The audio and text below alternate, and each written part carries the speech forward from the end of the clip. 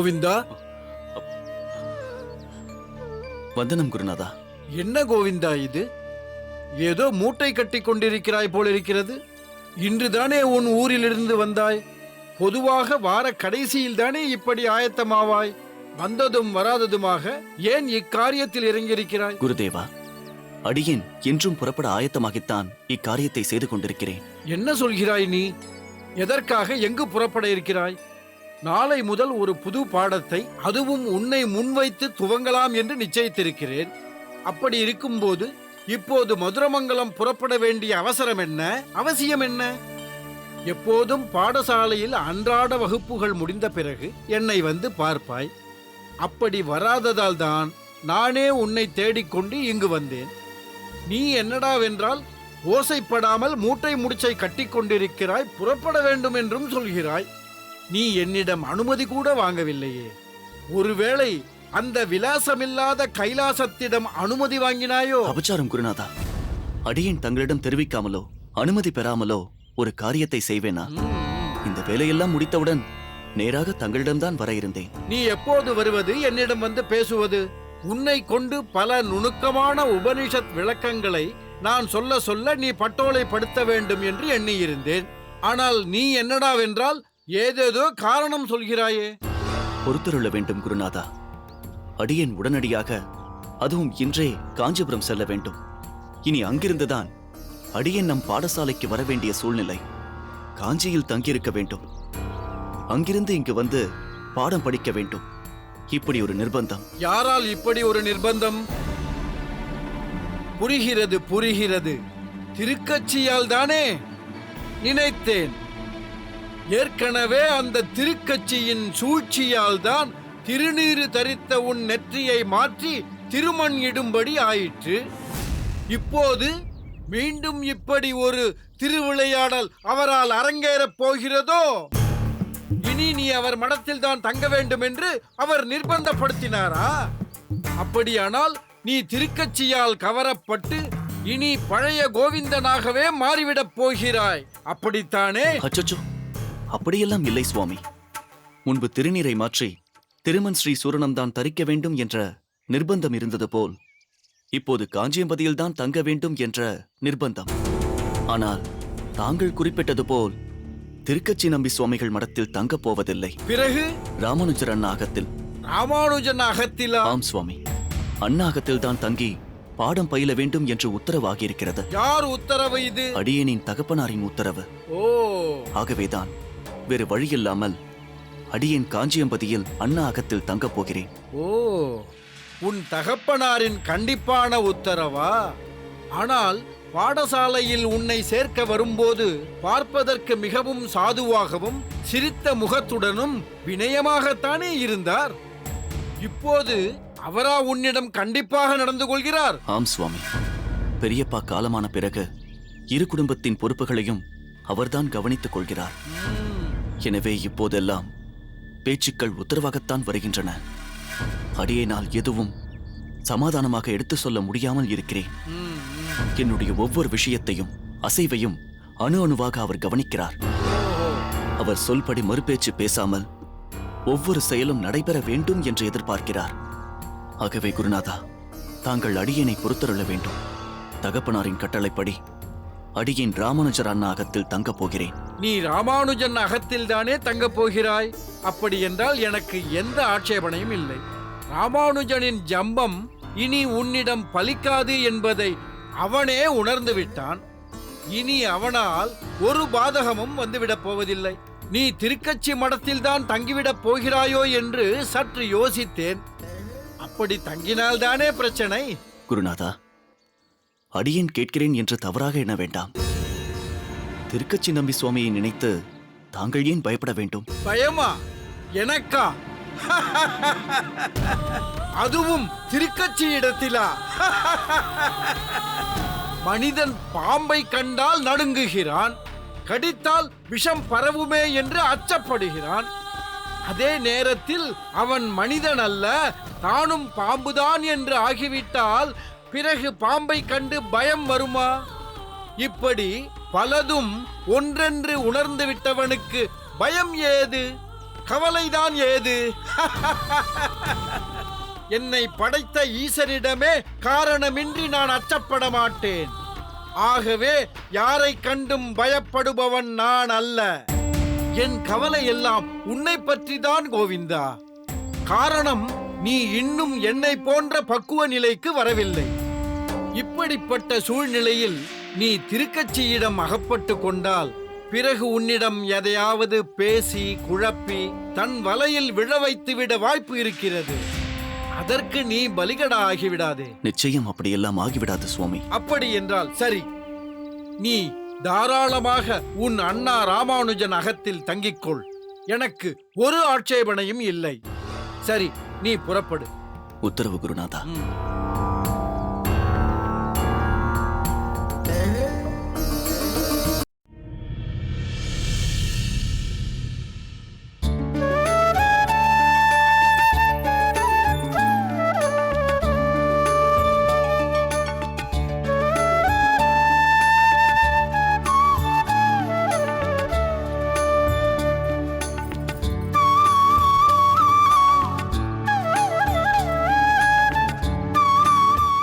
எப்படி இருக்கிறது தஞ்சா? மிகவும் நன்றாக இருக்கிறது. ஆமாம், இதை ஏன் என் கழுத்தில் அணிவித்தாய்? உன் கழுத்திற்கு சொந்தமாக்குவதற்காகத்தான். புரியவில்லையே. என்ன புரியவில்லை? உனக்காகத்தான் ஆசையாக வாங்கி வந்தேன்.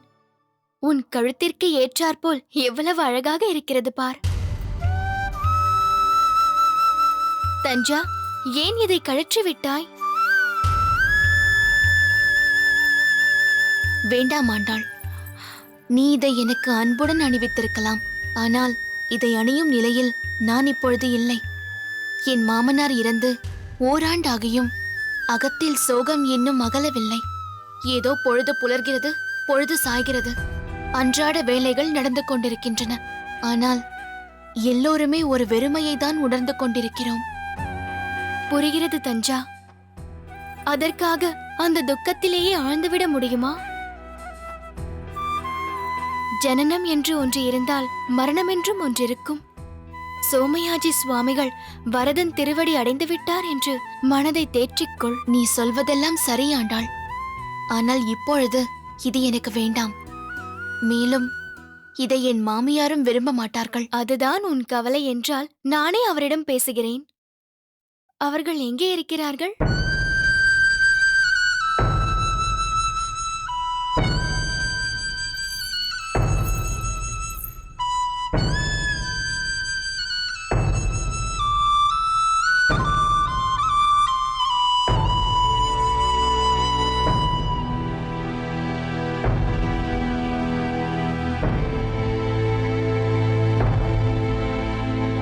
அம்மா,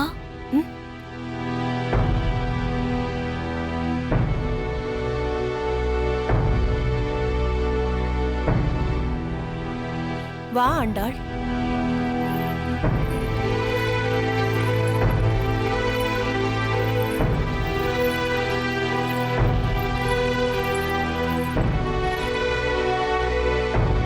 உன் தோழியோடு சம்பாஷித்து முடித்து விட்டாயா? வெகு நாட்கள் கழித்து சந்திக்கிறீர்கள் அல்லவா? ஆமாம் அம்மா. ஆனால் நாங்கள் உங்களை பற்றி நினைக்காத நாளே கிடையாது. நானும் என் அகத்துக்காரரும் இங்கு வர வேண்டும் என்று பல நாட்களாக நினைத்துக் கொள்வோம். ஆனால் ஒன்று மாற்றி ஒன்று ஏதாவது வேலை வந்து கொண்டே இருக்கும் என்று எப்படியும் பார்த்துவிட்டு போக வேண்டும் என்று தீர்மானித்து வந்துவிட்டோம். நீ வந்தது மிகவும் சந்தோஷமாக இருக்கிறது.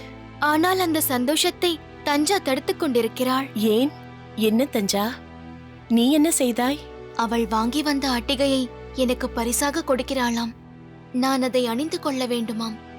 நான் இப்பொழுது இருக்கும் நிலையில் இதை ஏற்றுக்கொள்ள என் மனம் ஒப்பவில்லை என்று சொல்லிக் கொண்டிருந்தேன். உங்களிடம் முறையிட வந்துவிட்டாள். அட்டிகையா? இதோ இந்த அட்டிகை. ஆண்டாள் ஆசையாக கொண்டு வந்திருக்கிறாள். அவள் ஆசையை நிராசையாக்காதே. என்னம்மா சொல்கிறீர்கள்? சொர்ணத்தின் மீது ஆசை இல்லாத பெண்களே இருக்க முடியாது. தவிர பொன் என்பதே மங்களமான ஒரு விஷயத்தின் எடுத்துக்காட்டு. அதை நிராகரிப்பது வரும் மங்களத்தை தவிர்ப்பது போல் ஆகும். மேலும் இதை அணிவதால் உன் துக்கத்திலிருந்து நீ மீண்டு வந்துவிட்டாய் என்று அர்த்தமில்லை. அணியாததால் துக்கத்திலேயே இருக்கிறாய் என்றும் பொருள் கிடையாது. அவர் மறைந்த துக்கம் ஒரு புறம் இருந்தாலும் அதற்காக வாழ்க்கையின் மற்ற செயல்களிலிருந்து வலுக்கட்டாயமாக விலகி இருக்க அவசியமில்லை. பெற்றுக்கொள்.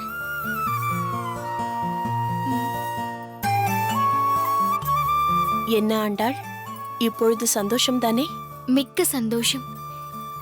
இதேபோல் நீங்களும் எனக்காக ஒரு காரியம் செய்தால் நான் மேலும் சந்தோஷப்படுவேன். என்ன அது? உங்களை இந்த கோலத்தில் பார்ப்பது மிகவும் சங்கடமாக இருக்கிறது. நான் இங்கு வருவதை ஒத்தி வைத்ததற்கு அதுவும் ஒரு காரணம். முன்பெல்லாம் உங்களை பார்க்கும் பொழுது உங்கள் தோற்றமே ஒரு உற்சாகத்தை அளிக்கும். அந்த பொலிவு, அந்த தேஜஸ், ஆள்பாதி ஆடைப்பாதி என்று சொல்வது போல் இந்த நிலையில் உங்களை பார்க்கும் பொழுது களை இழந்தவர்களாக பரிதாபமாக தெரிகிறீர்கள். இப்படித்தான் இருக்க வேண்டும் என்று யாராவது கட்டாயப்படுத்தினார்களா? நம் சம்பிரதாயத்திலும் இது போன்ற தோற்றத்தை பெண்கள் மேற்கொள்வதில்லையே. ராமானுஜர் அண்ணாவிடமும் இதை பற்றி நான் பேசினேன். அவருக்கு தனிப்பட்ட முறையில் இதில் உடன்பாடு இருப்பதாக தெரியவில்லை. இதுதான் உங்கள் விருப்பம் என்றால் அதற்கு தடையாக இருக்கவும் அவர் விரும்பவில்லை. எங்கள் எல்லோருக்குமே உங்களை இந்த கோலத்தில் பார்ப்பது வேதனை அளிக்கிறது. மற்றவர்கள் வெளிப்படையாக இதை தெரிவிக்க தயங்கலாம், ஆனால் என்னால் இதை பொறுத்துக் கொள்ள முடியவில்லை. அதனால்தான் உங்களிடம் சொல்லிவிட்டேன். உங்கள் அகத்துக்காரரை இழந்து நீங்கள் இருப்பது என்பது துக்ககரமானதுதான். அதற்காக எதற்காக இந்த தோற்றத்தில் மாற்றம்? ஆண்டாள், இது நானாகவே ஏற்றுக்கொண்டது. எந்த கட்டாயமும் இல்லை, சம்பிரதாயமும் சொல்லவில்லை. உனக்கோ ராமானுஜனுக்கோ அல்லது மற்றவர்களுக்கோ வேதனையை கொடுப்பதற்காக நான் இதை பூணவில்லை. அதேபோல் நான் இப்படி இருப்பதால் அகத்துக்காரரை இழந்தவர்கள் எல்லோரும் இப்படித்தான் இருக்க வேண்டும் என்றும் அர்த்தமில்லை. என் அகத்துக்காரர் என்னுடன் இல்லை என்பது எனக்கு ஒரு பெரிய பாதிப்பை, ஒரு பெரிய இழப்பை ஏற்படுத்தியுள்ளது. அதை நான் ஒவ்வொரு க்ஷணமும் உணர வேண்டும் என்று நினைக்கிறேன். என் காலம் முழுவதும் அதை நான் மறக்கக்கூடாது. அதற்காகத்தான் இந்த தோற்றம். இந்த தோற்றம் என் அகத்துக்காரர் என்னுடன் இல்லை என்பதை எனக்கு உணர்த்திக் கொண்டே இருக்கும். இது எனக்கே நான் ஏற்படுத்திக் கொண்ட ஒரு நியதி. இதனால் நான் மற்றவர்களுக்கு ஒரு உதாரணமாக இருக்க விரும்புகிறேன் என்று நீங்கள் யாரும் நினைக்க வேண்டாம். அதேபோல் யார் மனதையும் புண்படுத்தவும் நான் இதை செய்யவில்லை. இது நானே மனப்பூர்வமாக ஏற்றுக்கொண்டது. என்னைப் போல் இருக்கும் மற்றவர்களும் இதை பின்பற்ற வேண்டும் என்று நான் நிச்சயம் எதிர்பார்க்கவும் இல்லை. உண்மையை சொல்ல வேண்டுமென்றால் எல்லா பெண்களும் விரும்புவது போல் நானும் சுமங்கலியாக போய் சேர வேண்டும் என்றுதான் பெருமாளிடம் தினமும் வேண்டிக் கொண்டேன். ஆனால் அந்த அனுக்கிரகம், அந்த பாக்கியம் எனக்கு கிடைக்கவில்லை. அதனால்தான் எஞ்சி இருக்கும் என் காலத்தை இந்த கோலத்திலேயே இருந்து என் அகத்துக்காரருக்கு அர்ப்பணிக்க விரும்புகிறேன். இதில் எனக்கு ஒரு ஆத்ம திருப்தி கிடைக்கிறது. அதனால் நான் இப்படி இருப்பதுதான் சரி என்று எனக்கு தோன்றுகிறது. என்னை என் போக்கில் விட்டு விடுங்களேன். என்னை பற்றி யாரும் கவலைப்படாதீர்கள் என்று இப்படி தோன்றுகிறது. இதுவே நாளை வேறு விதமாக தோன்றினால் என் தோற்றத்தை மாற்றிக்கொள்ளவும் நான் தயங்க மாட்டேன். ஆனால் அது எனக்காக தோன்ற வேண்டும். மற்றவர்களின் கட்டாயத்தின் பேரில் இதை மாற்றிக்கொள்ள நான் விரும்பவில்லை. அம்மா, நீங்கள் இவ்வளவு விரிவாக, இவ்வளவு தெளிவாக சொன்ன பிறகு நான் சொல்வதற்கு என்ன இருக்கிறது?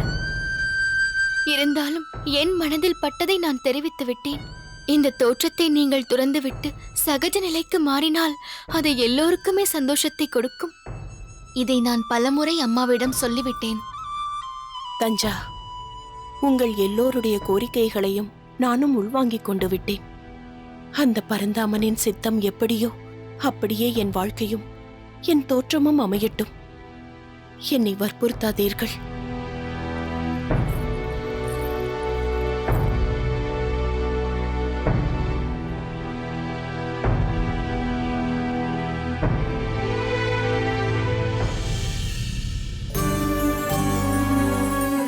வாகீசா, எல்லாமே நாம் நினைப்பது போல் நடந்துவிட்டால் பிறகு பகவானை யாருமே நினைக்க மாட்டார்கள்.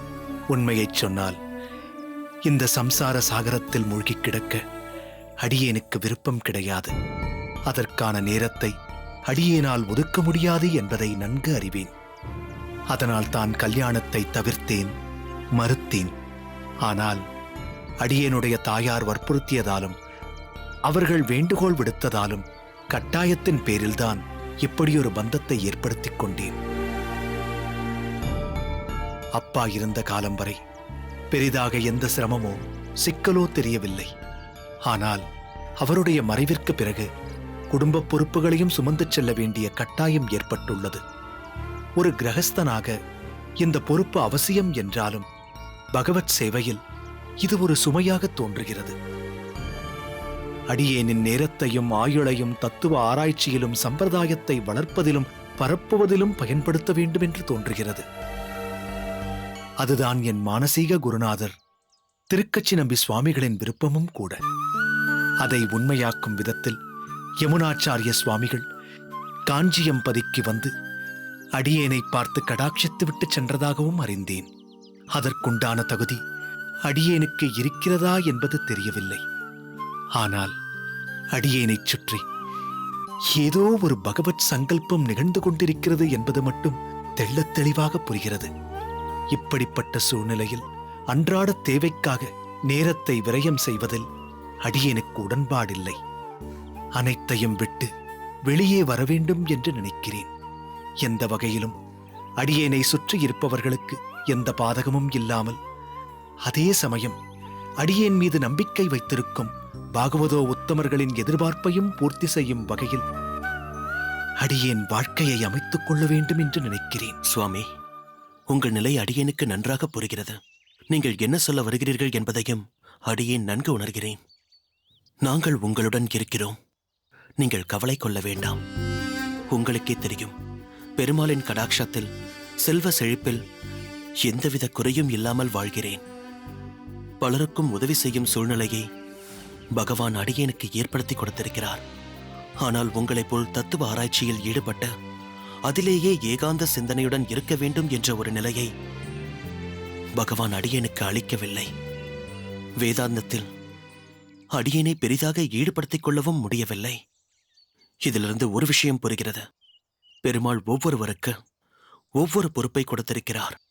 சம்பிரதாய விஷயங்களுக்கு ஒரு தலைவனாக, ஒரு வழிகாட்டியாக உங்களை தேர்ந்தெடுத்திருக்கிறார்.